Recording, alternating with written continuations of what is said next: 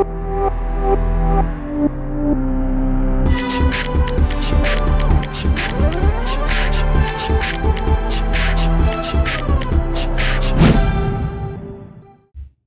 दोस्तों, तो अगली क्वेश्चन की ओर बढ़ते हैं। लेट्स सी क्या है।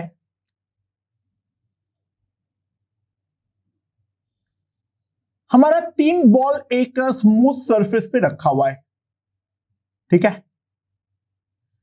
नाउ ये जो तीनों बॉल हैं, एक का मास है m1,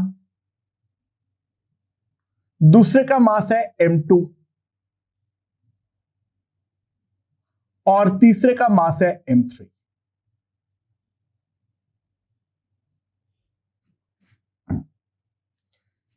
अच्छा, E is equals to 1 for all collisions। जितने भी collision हो रहा है उन सब का परफेक्टली इलास्टिक collision है, वो सब E सबके लिए 1 है। एंड m1 को मैंने इस तरफ वेलोसिटी दिया v0। m1 and m3 are known. m1 और m3 जो है वो हमारा नोन है, ठीक है। So find the value of m2 such that m3 finally gets maximum velocity। Okay, m3 को मैक्सिमम वेलोसिटी मिले, इसके लिए m2 का वैल्यू क्या होना चाहिए। अच्छा देखो एक चीज, m2 जितना हल्का होगा m1 उतना ज्यादा अपना वेलोसिटी का हिस्सा m2 को दे पाएगा। यानी फर्स्ट कॉलिजन में m2 को ज्यादा वेलोसिटी मिले, इसके लिए इंपॉर्टेंट है m2 का मास कम से कम हो, राइट। बट m2 का मास जब कम होगा, भले ही उसका वेलोसिटी ज्यादा होगी, बट जब वो m3 के साथ कोलाइड करेगा तब m3 को अपना बहुत ही कम मोमेंटम का हिस्सा वो ट्रांसफर कर पाएगा। So try to understand m2 का मास कम होना फर्स्ट कॉलिजन में तो फायदेमंद है, बट सेकेंड कॉलिजन में नुकसानदायक है। On the other hand m2 का मास जितना बड़ा होगा, m2 m3 का कॉलिजन उतना ज्यादा फायदेमंद होगा m3 को ज्यादा वेलोसिटी इंपर्ट करने के लिए। बट m2 को इनिशियल कॉलिजन में जो वेलोसिटी मिलेगा वो हमारा डेफिनेटली कम होगा, तो वहां पर डेफिनेटली हमें नुकसान का सामना करना पड़ेगा, right. So basically it's a trade off, जिसके बारे में हमें समझने की जरूरत है। Trade off between what, the first collision and the second collision. तो चलो अब हम लोग इसका मैथमेटिकल एनालिसिस करते हैं। तो पहले हम लोग थियोरेटिकली इस बात को समझ लिए, तो यहां पर मैक्सिमा मिनिमा का सवाल क्यों पैदा हो रहा है। सो अगर मैं फर्स्ट कॉलिजन के बारे में बात करूं, अगर मैं पहला कॉलिजन के बारे में बात करूं, I don't care about what happening with m1। मुझे बेसिकली m2 का फाइनल वेलोसिटी चाहिए होगी। m1 इनिशियली v0 से जा रहा है, m2 इनिशियली रेस्ट पर है, ओके। एंड नाउ सिंपल सी बात है, फाइनल में इसको मैंने v2 मान लिया और m2 का वेलोसिटी को v1 मान लिया। कोएफिशिएंट ऑफ रेस्टिट्यूशन है 1 और मैं राइट हैंड साइड के डायरेक्शन को पॉजिटिव डायरेक्शन मान रहा हूं। सो व्हाट आई गेट, ध्यान देना, m1 into v1 is equal v0 equals to m1 v2 plus m2 v1। ये हमारा पहला रिलेशन है via conservation of linear momentum. And दूसरा अगर मैं देखूं, ध्यान दूं, यहां पर coefficient of restitution 1 that is equals to nothing but v1 minus v2 upon v0। So मेरे पास आ जाएगा V1 minus V2 that is equals to V0। ये मेरे पास आ जाएगा। एंड नाउ अब मुझे जिंदगी में मतलब है केवल और केवल V1 से M1 से के साथ क्या हो रहा है भाड़ में जाए। एंड सो यहां पर अगर मैं देखूं तो I have to eliminate V2, तो मुझे ये वाला इक्वेशन को सिंपल सी बात है M1 से मल्टीप्लाई कर देना चाहिए। जब मैं M1 से मल्टीप्लाई करूंगा तो मेरे पास आएगा M1 V1 minus M1 V2 that is equals to M1 V0।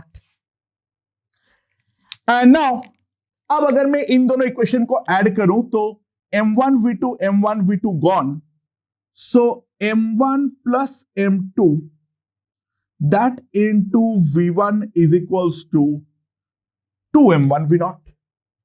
So मेरे पास V1 का जो वैल्यू आएगा that will be simply 2M1 V0 by M1 plus M2। ये हमारे पास आ गया V1 का वैल्यू।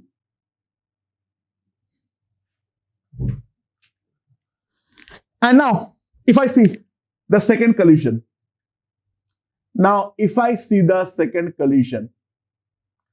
तो second collision में what will be the scenario? M2 जो है वो मेरा V1 के साथ जाएगा। M2 जो है वो मेरा V1 के साथ जाएगा और M3 जो है वो मेरा रेस्ट पे है। That is the condition given, right? And after the collision, if I see, ये वाला मान लो जाता है कुछ V1 डैश के साथ और ये M3 मुझे जाता है मेरा कोई U के साथ। So again, coefficient of restitution E तो जो है वो हमारा 1 है और मैंने राइट हैंड डायरेक्शन को पॉजिटिव मान लिया, तो वापस वही वाला कैलकुलेशन रिपीट होगा। तो यहां से सिमिलैरिटी को ड्रॉ करते हुए जो मेरा U होगा, दोस्तों ध्यान देना यहां पर M1 की तरह बिहेव करेगा यहां का M2।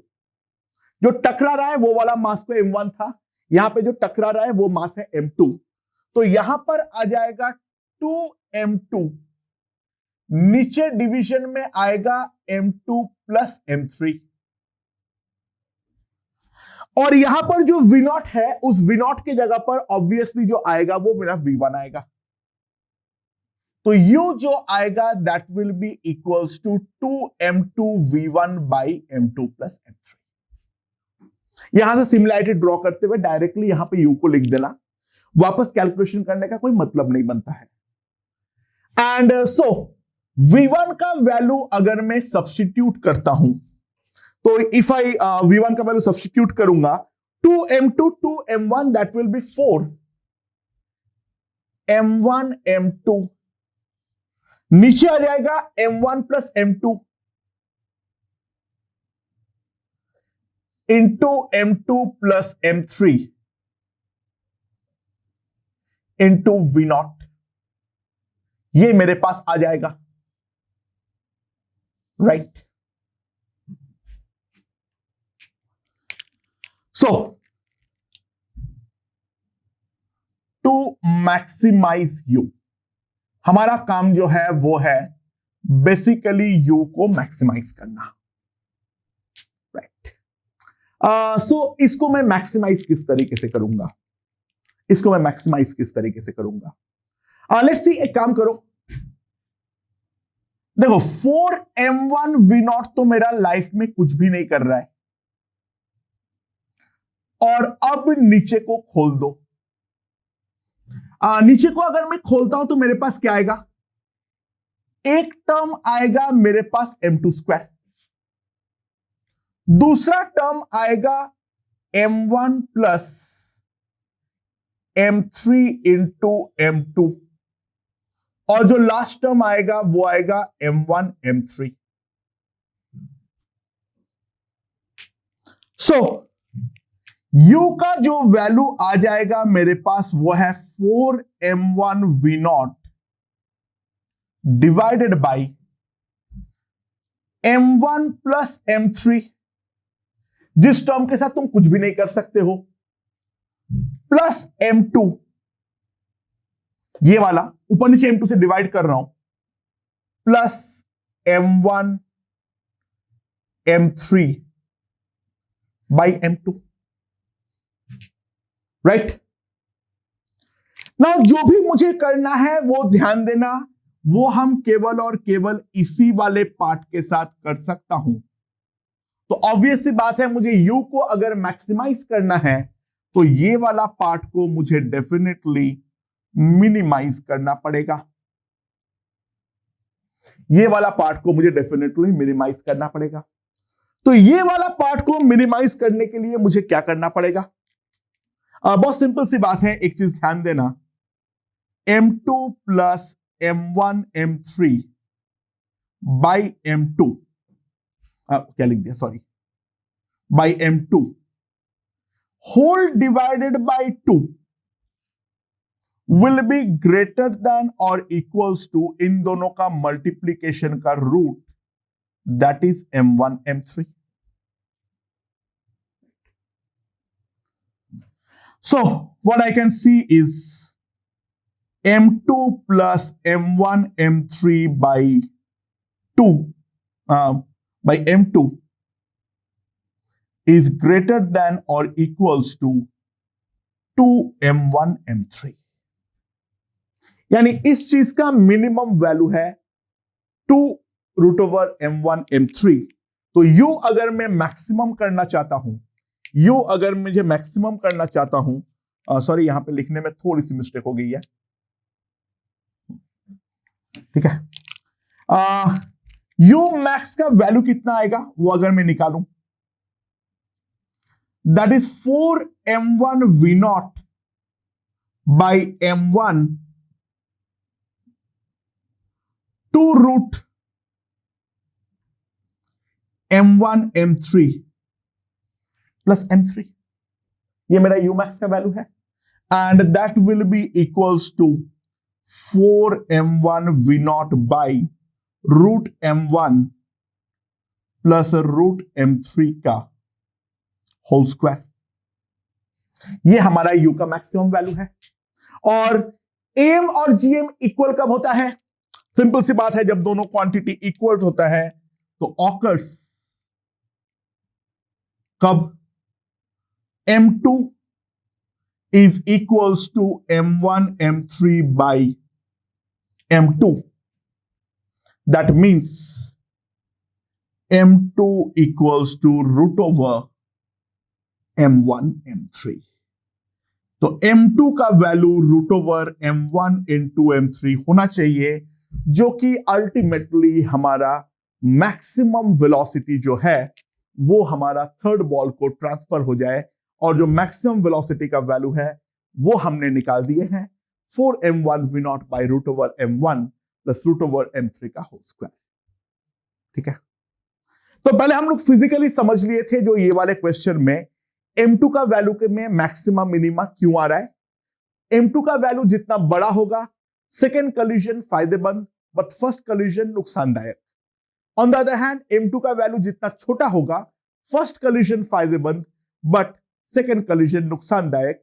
इस कारण में ये वाले क्वेश्चन में मैक्सिमा मिनिमा का सवाल जो है वो हमारा पैदा होता है। ओके दोस्तों, ये वाला क्वेश्चन देखो, दो बॉल है A और B, यहां पे एक स्मूथ सरफेस है, दीवार जो है वो भी हमारा स्मूथ है, वो सब कोई दिक्कत नहीं है। यहां पे जो A बॉल है उसका मास है M, और जो बॉल B है वो उसका मास है लैम्डा M। बॉल A को मैंने इस तरफ धक्का मार दिया, ठीक है, टुवर्ड्स द बॉल B। तो बॉल A जो है पहले बॉल B के साथ कोलाइड करेगा, बॉल B राइट की तरफ मूव करेगा, एंड फिर जाके वो दीवार के साथ टकराएगा और टकरा के वापस आएगा। तो हमें लैम्डा पे कंडीशन निकालना है जो कि हमारा एग्जैक्टली दो ही कॉलिजन हो सके, उससे ज्यादा कॉलिजन ना हो। तो दोस्तों यहां पे एक बार पॉज करके सोचो, दिमाग लगाओ, जो एग्जैक्टली दो कॉलिजन होने का कंडीशन क्या है, ठीक है। ओके, उम्मीद है सोच पाए होंगे। देखो, दो कॉलिजन होना तो ऑब्वियस है, वो क्या है, जो बॉल A और बॉल बी के बीच में, और बॉल बी और बॉल बी और दीवार के बीच में। अच्छा देखो, अगर बॉल ए का velocity after the first collision towards the right हो, तो दुनिया की सारी ताकत लगा दे, ठीक है, थर्ड कॉलिजन होने से कोई नहीं रोक सकता है, उससे भी ज्यादा कॉलिजन हो सकता है, बट थर्ड कॉलिजन तो होगा ही होगा। वो तब जब बॉल भी दीवार से टकरा के वापस आएगा, तब बॉल ए के साथ वो वापस एक बार कोलाइड तो करेगा ही करेगा। हां, उसके बाद और कॉलिजन होगा या नहीं वो सब डिबेटेबल है, बट 3 कॉलिजन होगा ही होगा। तो पहली बात तो ये है, जो फर्स्ट कॉलिजन के बाद डेफिनेटली मेरा ये वाला डायरेक्शन जो है वो उल्टा हो जाना चाहिए, अदरवाइज इतना तो गारंटेड है जो बॉल ए बी के साथ और एक बार कोलाइड करेगा। बट उतना ही केवल सफिशिएंट नहीं है, साथ ही साथ जो बी दीवार के साथ कोलाइड करेगा वो कॉलिजन के बाद बी का जो स्पीड होगा वो ए के साथ इक्वल या फिर उससे कम होना पड़ेगा, वरना अगर ए से ज्यादा स्पीड उसका है, भले ही ए बी से आगे है, कभी ना कभी तो ओवरटेक होगा, यानी वापस कॉलिजन होगा ही होगा। यानी कॉलिजन होने का 2 फंडा है, एक the bare minimum condition, that is a का वेलोसिटी रिवर्ट हो जाना चाहिए फर्स्ट कॉलिजन में, एंड सेकेंडरी बी का जो फाइनल 2 कॉलिजन के बाद का स्पीड होगा वो ए का स्पीड से डेफिनेटली कम होना चाहिए। दिस इज द कंडीशन जिससे हमें एग्जैक्टली 2 कॉलिजन मिले, 2 से ज्यादा कॉलिजन ना मिले। ये बात को पहले हमें ढंग से दिमाग पे समझ लेना पड़ेगा, right? Okay, now let's see क्या है यहां पर।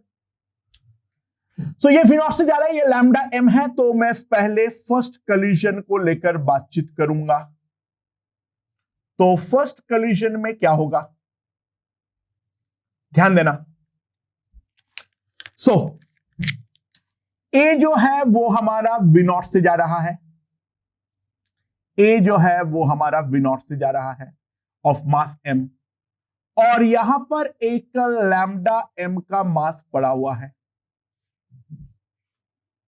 नाउ आफ्टर द कॉलिजन ये वाला m का स्पीड इस तरफ मान लो v1 और लैम्डा m का स्पीड मान लो है इस तरफ v2, राइट? मैंने v1 को इस तरफ मान लिया क्योंकि इसी को मुझे पॉजिटिव बनाना पड़ेगा, राइट?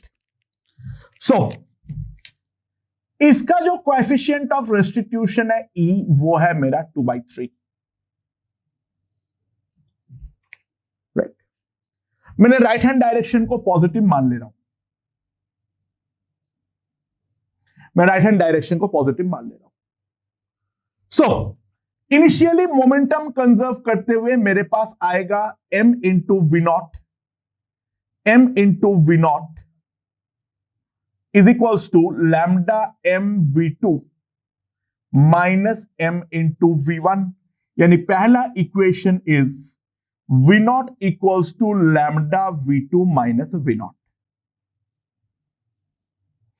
ये मेरे पास आ जाएगा। एंड नाउ दूसरा वाला अगर मैं ध्यान दूं, यहां पर कोएफिशिएंट ऑफ रेस्टिट्यूशन 2/3 है, that is the relative velocity of separation V1 plus V2 by the relative velocity of approach, that is V0। 2/3, चलो 3 से क्रॉस मल्टीप्लाई कर देता हूं, 2V0 equals to 3V1 plus 3V2, ठीक है? तो अब मैं V1 और V2 का वैल्यू है वो निकालता हूं। कैसे निकालूंगा? ऑब्वियसली बात है, पहले V1 के बारे में अगर बात, पहले V2 निकल जाएगा आसानी से। ऊपर वाला इक्वेशन को 3 से मल्टीप्लाई करो और 3 से मल्टीप्लाई करके डायरेक्टली ऐड कर दो।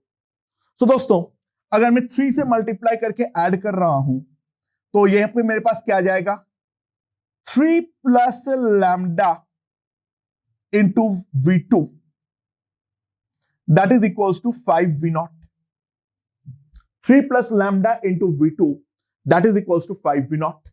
So sorry, नहीं, 3 plus 3 lambda, sorry.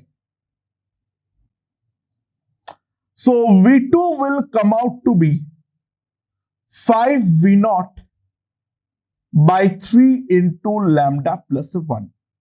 ये है हमारा V2 का वैल्यू. एंड अगर मैं V1 को सॉल्व करना चाहता हूं तो V1 को सॉल्व करने का सबसे अच्छा तरीका यह है, यहां पर आ जाओ. V1 जो है वो है मेरा 2/3 V naught minus V2, that is 5 V naught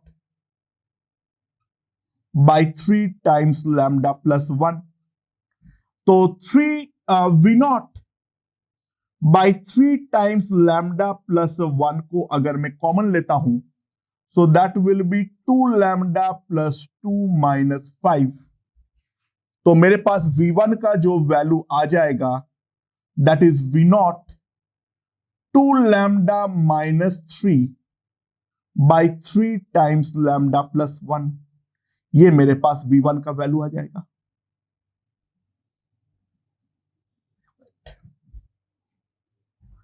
सो मेरे पास V1 का वैल्यू आ गया, मेरे पास V2 का वैल्यू आ गया है. तो पहली बात तो ये है, जो V1 must be greater then 0 वो तो होना ही चाहिए.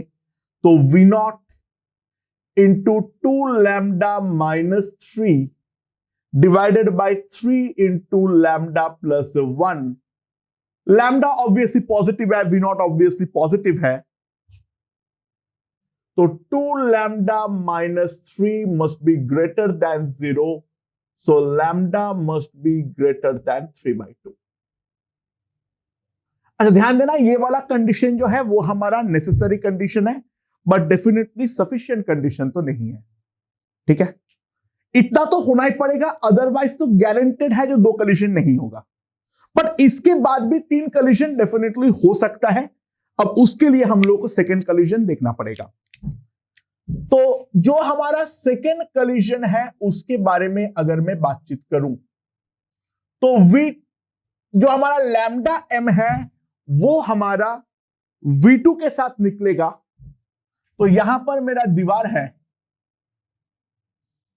जो हमारा B है वो इस तरफ V2 के साथ आएगा, क्योंकि दीवार हमारा स्टेशनरी है तो, और कॉलिजन के बाद भी स्टेशनरी रहेगा. तो B जो वापस आएगा वो होगा हमारा EV2, राइट. तो जो फाइनल स्पीड होगा B का इस तरफ V3, that will B E into V2.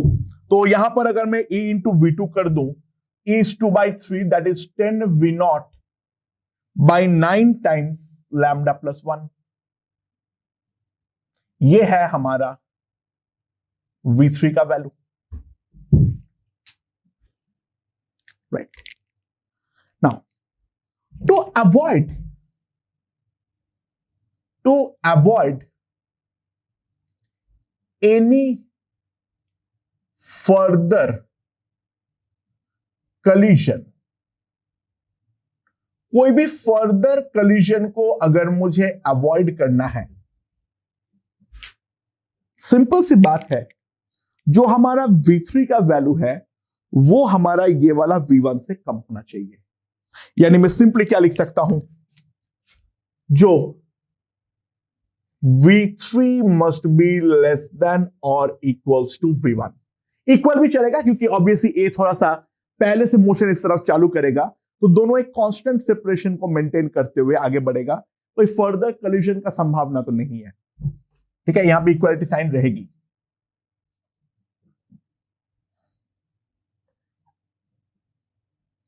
That is less than और equals to V naught into 2 lambda minus 3 divided by 3 times lambda plus 1. So lambda plus 1 कभी 0 नहीं हो सकता, उनको तो मैं कट कर सकता हूं, और V naught को भी मैं डेफिनेटली कट कर सकता हूं. नाउ ये 3 और 9 कटेगा, सो 10 इज लेस देन और इक्वल्स टू 6 lambda minus 9 तो 6 लैम्डा जो होगा that will be greater than or equals to 19. तो lambda is greater than or equals to 19/6. Now 19/6 से बड़ा है तो ऑब्वियस सी बात है 3/2 से तो बड़ा होगा ही होगा. So that is the sufficient condition जिसमें exactly 2 ही collision होगा, 2 से ज्यादा collision नहीं होने वाला है. तो इस प्रोफाइल के कुछ सवाल हम लोगों ने अब देख लिए हैं. तो ऐसा क्वेश्चंस आ सकते हैं. इनको पहले हमें फिजिकली समझना पड़ेगा, जो हमें क्या क्या कंडीशन इंपोज करनी पड़ेगी जो ये वाला मोशन जो है वो हमारे लिए संभव हो. ओके